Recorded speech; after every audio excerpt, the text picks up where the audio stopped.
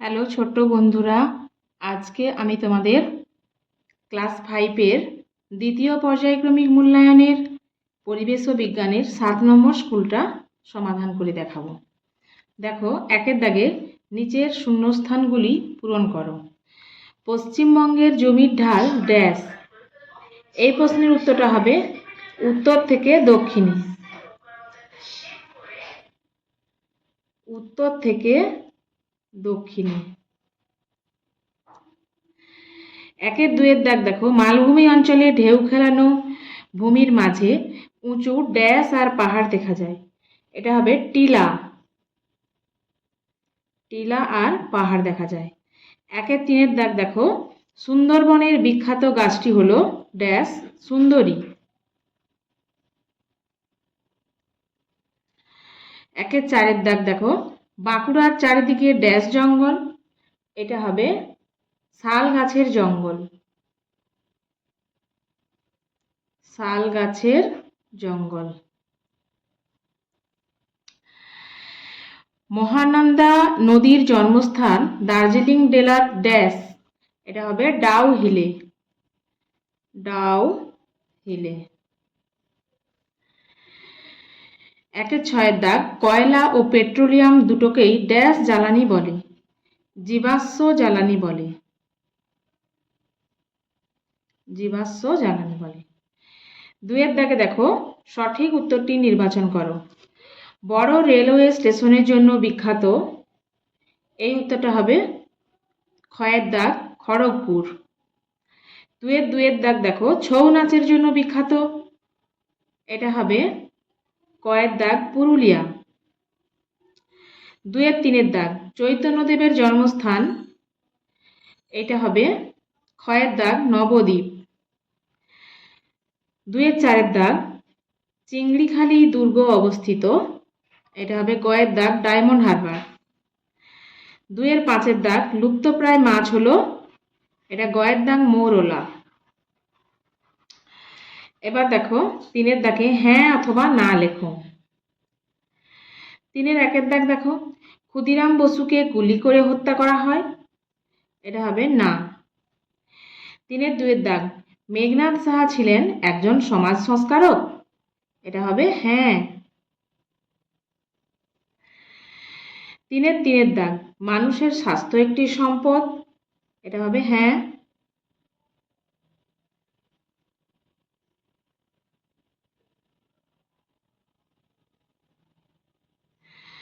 পরের প্রশ্ন দেখো, চারের দাগ, বেগম রোকেয়া মেয়েদের পড়াশোনার জন্য চেষ্টা করেছিলেন।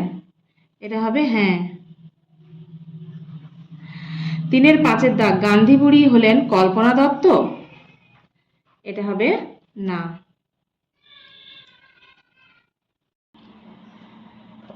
এরপর দেখো, একের দাগ, নিচের প্রশ্নগুলির উত্তর লেখো। কোন ঘটনাকে সবুজ বিপ্লব বলা হয়? এই প্রশ্নের উত্তরটা তোমাদের বইয়ের 101 নম্বর পৃষ্ঠাতে রয়েছে। দেখো, তোমরা এইখান থেকে লিখবে নতুন বীজ এলো। তারপরে লিখবে সার কীটনাশকের ব্যবহার বাড়ল। কিছু কিছু অব্যবহৃত জমিও কাজে লাগানো শুরু হলো। এভাবে আমরা মোটামুটিভাবে নিজেদের দরকার মতো খাদ্য নিজেরাই উৎপাদন করতে পারলাম। এই ঘটনাকে ভারতের সবুজ বিপ্লব বলা হয়। এরপরে দেখো, দুয়ের দাগ, ডিভিসি কেন তৈরি করা হয়েছিল? এই প্রশ্নের উত্তরটা তোমাদের বইয়ের 107 নম্বর পেজে রয়েছে। দেখো, তোমরা এইখান থেকে লিখবে। দেখো, বন্যা বন্ধ করার জন্যই ডিভিসি তৈরি করা হয়েছিল।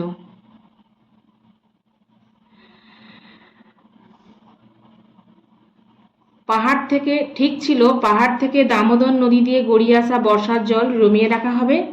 পশ্চিমবঙ্গের সীমান্তের কাছে অনেকগুলো জলাধার করা হবে, সেখানে জল আটকে রাখা হবে, তাতে বন্যা হতে পারবে না। পরে সেই জল অল্প অল্প করে ছাড়া হবে, তাতে এই অঞ্চল সারা বছর চাষ করা জল পাবে। এখান পর্যন্ত লিখবে। এরপর দেখো 4-3 দাগ, তরাই অঞ্চল কোন কোন জেলার মধ্যে পড়ে, এখানকার মাটি কেমন। তাহলে এটা তোমাদের বইয়ের 74 পেজে রয়েছে। দেখো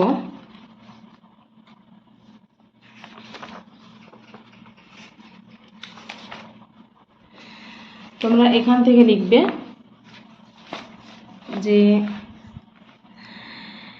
দার্জিলিং ও জলপাইগুড়ির দক্ষিণ অংশ, কোচবিহার ও উত্তর দিনাজপুরের উত্তর অংশ, এটা নিয়ে হচ্ছে তরাই অঞ্চল।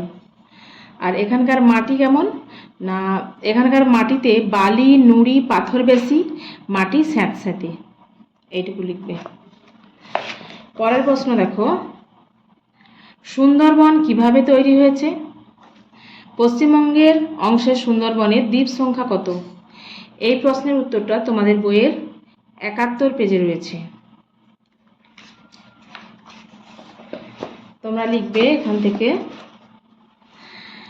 যে গাঙ্গেয় সমভূমির দক্ষিণ অংশটাই বিরাট বন, সুন্দরবন, অবশ্য তার বেশিরভাগটাই বাংলাদেশে।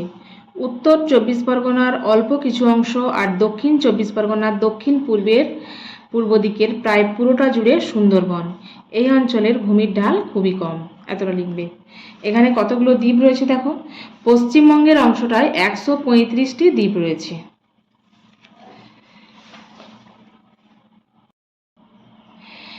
এরপর দেখো 5 দাগ, নিচের প্রশ্নগুলির উত্তর লেখো।